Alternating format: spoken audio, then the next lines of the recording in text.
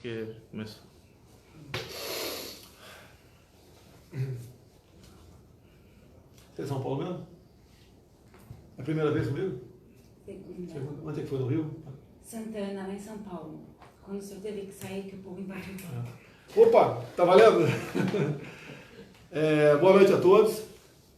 Se não me engano, a nossa quinta live, né? Toda quinta-feira, às 19 horas, 7 da noite. E vamos aqui, rapidamente, no máximo 15 minutos, colocar vocês a par do que está acontecendo no governo. Estive em São Paulo hoje, comemorando antecipadamente o dia do nosso Exército. E ali, né, o que está nas mídias aí foi o que eu falei sobre a imprensa. A imprensa é importante, ninguém duvida disso. As mídias sociais também são importantes. E eu falei para a imprensa ali, né, que pese alguns percalços entre nós, nós devemos nos entender para que a chama da democracia não se apague. Ou melhor, a imprensa funcionando, mesmo alguns percalços, ela é importante para que seja mantida a chama da democracia. É aquela velha história, né? É aquela velha história. É melhor uma imprensa, às vezes, capengando do que sem ter imprensa. Certo? Então, logicamente, da minha parte, quero sim conversar com a imprensa. E a gente diz, né, que o que é importante para o outro lado, pro lado de lá, é que temos boas imagens, boas escritas nos jornais, bons áudios, bons vídeos, verdadeiros acima de tudo, que nós podemos juntos, né, botar o Brasil no local que ele merece, agindo dessa maneira. Então, a imprensa brasileira, estamos juntos aí. Pode ter certeza que esse namoro, esse braço estendido aqui, estará sempre à disposição de vocês. Um abraço a todos aí e felicidades. Parece que foi revogado o próprio ministro Alexandre Moraes, né?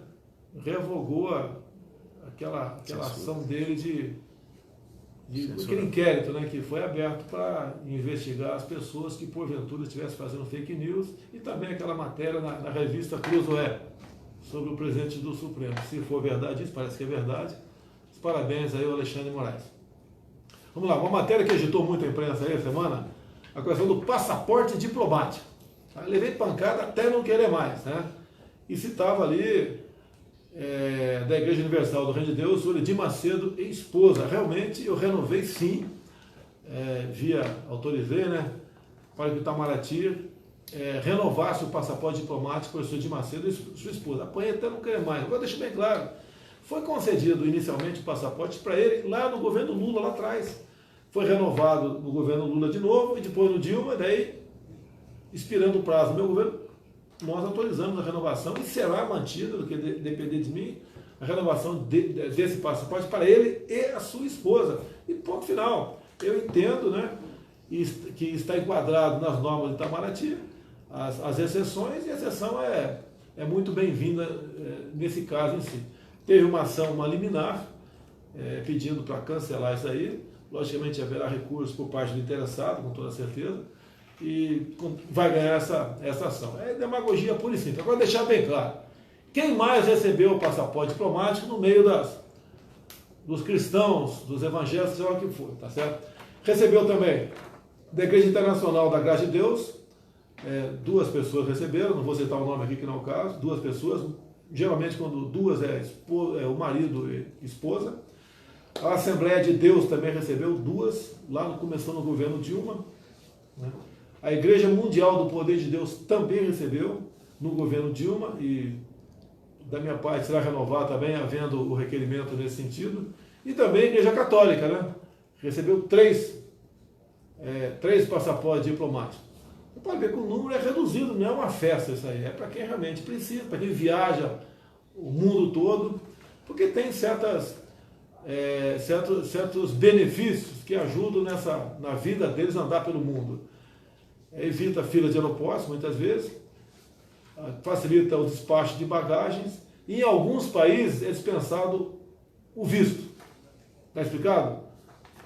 Então, visto Edir Macedo, esposa, continua com o visto aqui. Outro assunto rápido aqui. O meu filho Eduardo está na Hungria, foi recebido por Viktor Orbán, premier, e tratando de vários assuntos, entre eles, né, como é que um país que tinha uma economia fechada partiu para uma economia aberta. Então está fazendo o papel dele como presidente da Comissão de Relações Exteriores e Defesa Nacional, continua, né, não é de agora, viajando pelo mundo, ele gosta de fazer isso aí, e boa sorte a ele, tenho certeza que bons frutos colheremos também dessa viagem à Hungria. Eu pretendo sim viajar para aquela região aí no segundo semestre, Hungria, Polônia, né, para a gente aprofundar nossos laços de amizade, bem como, obviamente, comerciais. Vamos lá. Notícia da imprensa ainda. Queda de 25% dos assassinatos do Brasil nos 2 primeiros meses desse ano, levando em conta os 2 meses do ano passado. Bem, causa disso, eu não vou falar aqui que pode me questionar. Eu não sou comentarista, eu não sou jornalista, né? Então os números falam por si. Tive uma live essa semana que está chegando a 2 milhões de alcance, né, só na minha página, que falamos sobre lideranças indígenas, o que eles querem. Deixo bem claro que em 92, eu, deputado recém-eleito, trabalhei contra a forma como foi demarcada a reserva Yanomami, uma área 2 vezes o tamanho do estado do Rio de Janeiro, para aproximadamente 9 mil índios. É um pequeno espaço de terra, né, se é que pode chamar pequeno, 2 vezes o tamanho do Rio de Janeiro, 2 vezes o tamanho do Estado de Israel, onde você encontra no subsolo ali toda uma tabela periódica, uma área riquíssima, e fica conflagrada por questão indigenista e questão ambiental. Estamos buscando solução para isso. Por quê? Os índios querem se integrar à sociedade. Os índios querem deixar de ser escravizados por ONGs e por alguns, uma minoria de políticos e espertalhões aqui no Brasil. Eu abri as portas, contato direto comigo. O que eu puder fazer por decreto, farei. Não sendo possível, manda um projeto de lei para a Câmara dos Deputados ou manda uma proposta de emenda à Constituição. O que é quase um consenso já entre nós, que é aquela historinha que a esquerda sempre pregava, né? Que o índio tem que viver como se fosse um ser pré-histórico dentro da sua reserva, não cola mais. Bato contra isso desde 92, quando o governo Collor começou essa verdadeira indústria das demarcações de terras indígenas. Vale lembrar que no final do governo Sarney, o ministro do Exército era o senhor Leônidas Pires Gonçalves, e a política de demarcação de terras indígenas em vigor naquela época era por ilhas.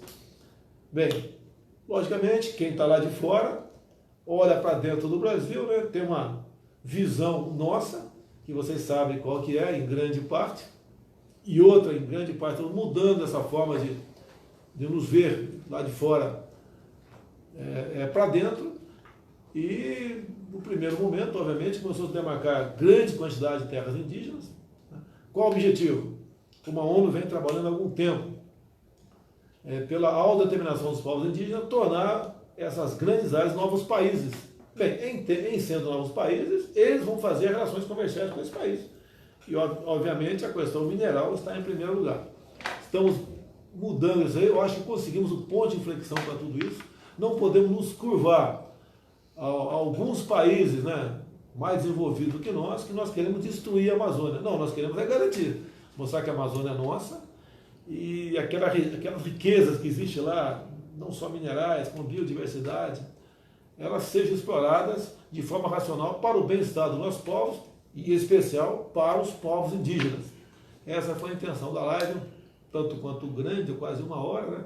Mas deu uma repercussão muito boa. E as lideranças indígenas, cada um colocou ali o seu posicionamento, como os parecidos em Mato Grosso, que plantam soja, entre outras coisas, que foram multados pelo IBAMA em 120 milhões de reais.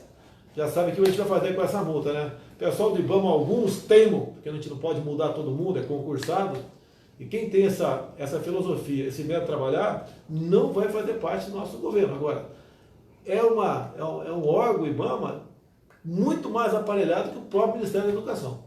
E nós estamos mudando gente, nova filosofia, o fiscal, ele tem que ser...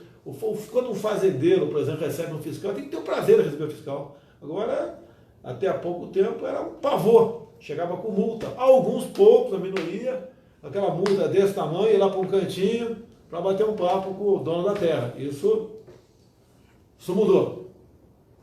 Então, entendido, resolvido. Lei Rouanet. Essa desgraça dessa Lei Rouanet, né? Começou muito bem intencionada, depois virou aquela festa que todo mundo sabe, né? Cooptando classes artísticas, pessoas famosas para apoiar o governo.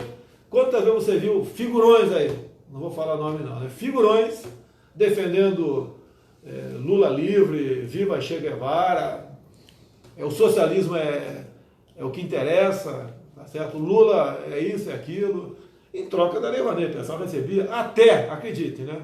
O limite era, o teto, 60 milhões de reais. Então, artistas recebiam até 60 milhões de reais, ou poderiam receber. Passamos esse limite para quanto? 1 milhão de reais. Eu acho que está alto ainda, mas diminuímos 60 vezes o valor desse teto. Então, mais gente, mais artistas poderão ser beneficiados da Lei Rouanet. E com 1 milhão de reais, com todo respeito, né, dá para fazer muita coisa, em especial alavancar esses artistas da terra, raiz, para que, quem sabe, eles tenham uma carreira bastante promissora no futuro. Pronto, chega aí, Rouanet. Secretaria da Pesca. Isso é importante porque há uma festa no seguro-defeso. Uma festa, certo? O que é o seguro-defeso? Por 3 ou 4 meses por ano, o pescador, como ele não vai pescar, né, época do peixe se reproduzir, ele ganhava um salário mínimo por mês. Ok? É bem-vinda a proposta. Agora, nós calculamos que 65%, ou seja, 2/3, sejam fraudes. Fraudes. Tá? O que a gente quer fazer agora? Combater as fraudes. Gasta mais de 2 bilhões de reais por ano com essa rúbrica e devemos combater isso daí. Tem gente que mora aí na costa, né, do Brasil que nem sabe que a água do mar é salgada, mas recebe o seguro-defeso. Tem um estado, eu vou falar com esse estado, para evitar problemas, né? Mas lá na frente vai dizer com toda certeza, se a gente conseguir a prova, onde o governador daquele estado tinha a senha. Então eu fazia o cadastramento, sabe como? Por telefone. Ligava para as pessoas, né? Sabia aproximadamente, logicamente, onde essa pessoa morava, e fazia o cadastramento por telefone. E era assim, era o João, né? O João, o senhor tal, o senhor pesca, não pesca, pesca assim, vou te cadastrar isso e aquilo. Pessoa humilde, né? Acabava dando seus dados e passava a ser beneficiário, então, do seguro-defeso. Daí perguntava, o senhor tem esposa? Tenho. Acaba a esposa também. Tem filho? Quantos filhos? 8 filhos. Mal de idade? Botava os 8 filhos lá. Tá? No vizinho, tio, avô, botava todo mundo. E, logicamente, aquela historinha, né? Olha, é o governo aqui do estado tal, e não esqueça da gente por ocasião das eleições, o seu voto é muito importante. Se alguém um dia falar em tirar isso daí, você fica contra essa pessoa que fizer campanha nesse sentido, porque é um direito teu. E o povo brasileiro, em parte, né, essas pessoas mais humildes, são levadas dessa forma a se associar, a se inscrever e ganhar esse benefício. Detalhe, deixa bem claro. Agora, no final de maio, a gente vai lançar um recadastramento. E o que nós pretendemos fazer? Quem até lá voluntariamente sair do sistema, sem problema nenhum, está nicheado. Quem teimar em ficar, poderá receber um processo por falsidade ideológica. Coisa que, no fundo, a gente não quer fazer. Mas, se insistir, isso é fraude, é desvio. Não podemos apenas falar que o pessoal que na Lava Jato desviou milhões tem que ser preso, punido, etc. Tem. Agora, quem comete delito dessa natureza é pouca coisa, entre aspas, né? Se for somar todo mundo, 2/3, quase 2 bilhões por ano são desviados do seguro-defeso, fraudulento. Então, vamos ajudar a combater a fraude e o desvio no Brasil. Seguro-defeso está no nosso radar. São pessoas humildes que foram cooptadas, sabemos disso. A gente apela agora que saiam do seguro-defeso quem, porventura, né, não é pescador. Outra coisa, Folha e UOL. Folha e UOL. Todo mundo conhece a nossa querida Folha de São Paulo. divulgou esses dias que o nosso gasto de publicidade foi 63% maior do que o mesmo período do governo Temer. Vamos lá? Mentira! Mais uma, né? Mais uma. Mentira. Os gastos do período do ano passado, sim, foram 75 milhões do governo Temer. O nosso foi 33 milhões de reais. Agora, por que anunciaram que nós fomos maior que 75? Porque as dívidas, né? A fatura de dezembro, nós pagamos em janeiro e fevereiro. Não é da nossa conta, é do governo anterior. Então o pessoal faz essa divulgação mentirosa desses números, né? E daí bota embaixo, olha, esse governo que falou que ia conter despesa com publicidade, está gastando mais. E mais ainda, eu não sei qual TV aqui, Record ou SBT, falou que nós gastamos mais do que com a Globo ainda. Outra mentira. Tá, ok? A gente não quer perseguir ninguém. Em havendo necessidade de gastar com a mídia tradicional, vai ser gasto, que na mídia social a gente não consegue atingir todo mundo, tem o seu valor muito importante aí, a mídia tradicional, nós vamos usar. Agora, vamos usar o critério técnico, tá certo? Não vai ser mais aquela televisão conseguindo 85% da propaganda, os demais 15%. Não, vai ser técnico o negócio. E todo mundo vai receber, se quiser, logicamente, prestar serviço para o governo, vai receber de forma racional esse dinheiro aqui, sem privilégios, tá certo? E sem perseguir ninguém também. Liberdade de imprensa, já falei liberdade de imprensa? Em São Paulo, já falei. Outra coisa, conversando com o Sérgio Moro e com o Paulo Guedes, nós temos aí muitos concursados aprovados para a Polícia Federal e nós conseguimos então 1.000 vagas que fossem efetivadas em 2 grandes grupos, né? 500 e 500 ou 600 e 400, por aí, mas mais ou menos aí. Então, a nossa Polícia Federal, até num prazo daqui 1 ano e meio no máximo, vai ter em seus quadros mais 1.000 profissionais para exatamente continuar ajudando, né, no combate à corrupção, à fraude, a desvios. E o quadro da PF está bastante reduzido. Um esforço do governo, demos sinal verde, para que esses 1.000 concursados, então, viessem a ser aproveitados aqui pela Polícia Federal. Outro lado importante aqui, invasão de terra, meus amigos do MST. Né? No primeiro trimestre do ano passado, foram 43 invasões de terra. No primeiro trimestre desse ano, apenas uma invasão de terra. Estou achando que foi muito, tem que ser zero, a gente vai buscar um zero tocante a isso aí. Continuamos, nós estamos aqui ultimando um projeto, não é só ultimar um projeto, tem que conversar com parlamentares, não é, eu não posso, um presidente não pode impor a sua vontade para que nós criminalizemos de fato, né, as invasões de terra. O que depender de mim será tipificado como terrorismo. Tá? Agora, um outro projeto de lei também, o pessoal cobra de mim, né? O cara não apresentou ainda, promessa de campanha.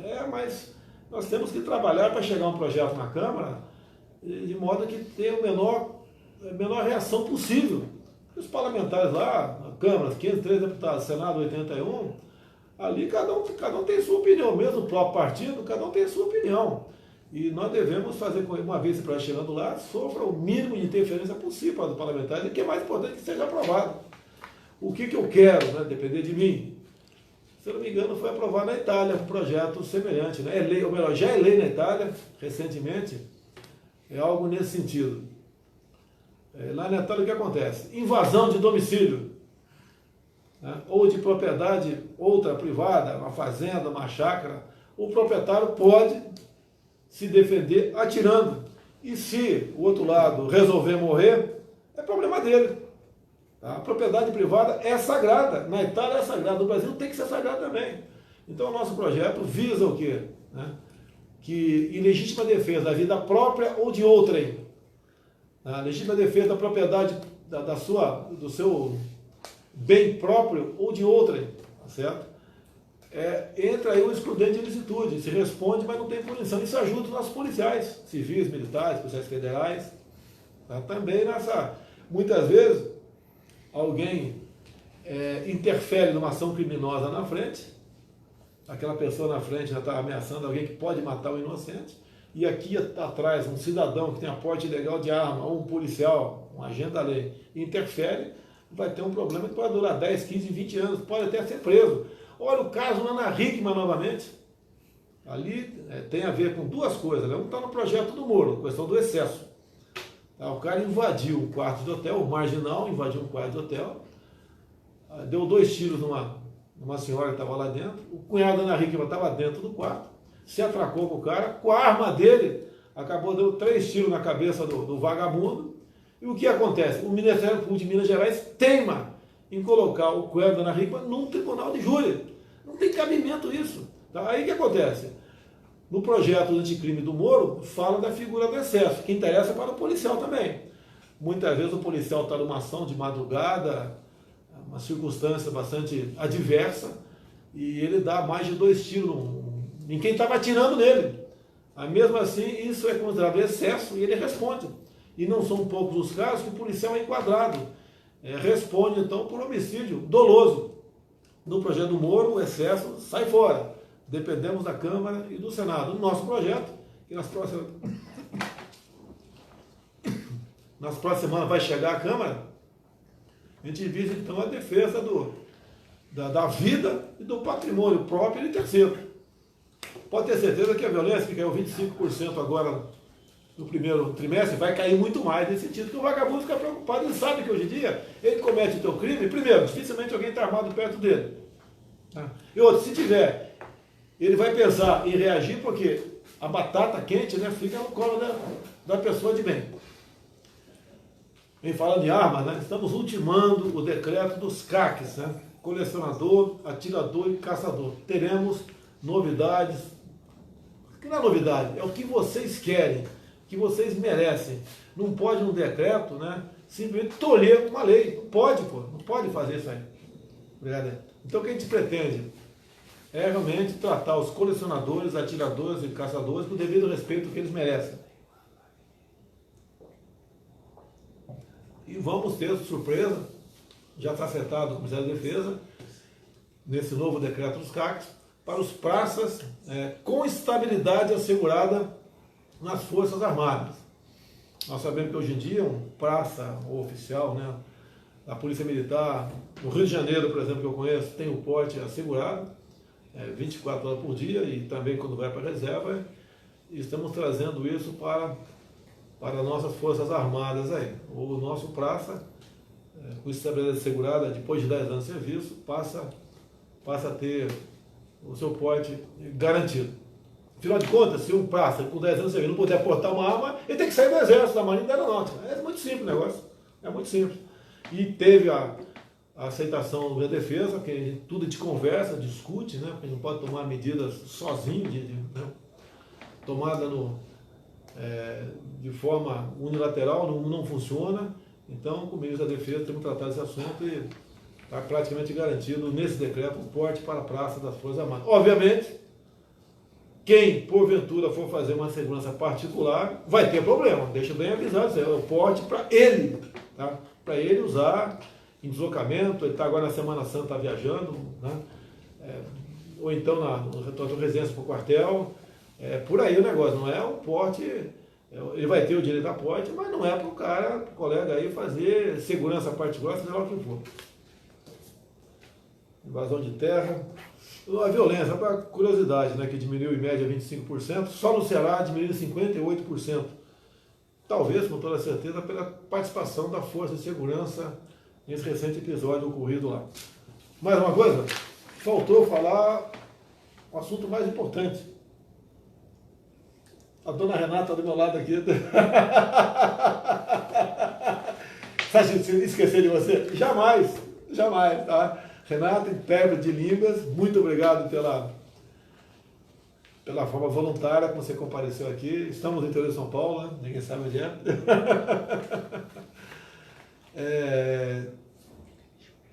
Como é que é? Fala alto aí, cara. Páscoa. Tá ok, valeu. Então, obrigado, Renata, pela presença. E estamos na Páscoa, né? Amanhã. Uma boa Páscoa a todo mundo, que Páscoa é um momento de você refletir, pensar no próximo, perdoar, tá ok? E agindo dessa maneira, a gente faz um mundo melhor para todo mundo. Um grande abraço nos homens e um beijo nas mulheres. Até quinta-feira da semana que vem, se Deus quiser. Valeu!